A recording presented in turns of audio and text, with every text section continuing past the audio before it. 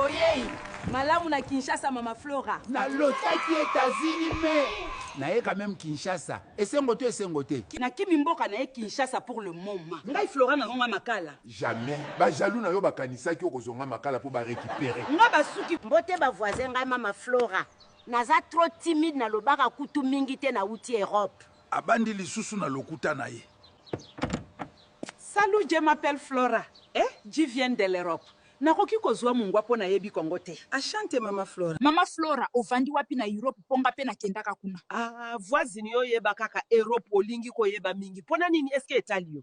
Bo limbisi mama na tuni na ndege ya mabete ponga na kendaka Paris. Nga pe na uti pali ko tuna nga lisusu eloko te na za mutu ya discrétion tika nga na vanda. Yango awa bobuka ka bakoni wapi? Na lingi na lamba. Ngai ba resho na bino na yebi ko salela te. Mama Flora mais olobaki outi Europe. Ndenge nini oyebi ko salela resho te. E kasi ko na uti Europe. Ba resho na biso kuna eza niveau likolo koleka bino.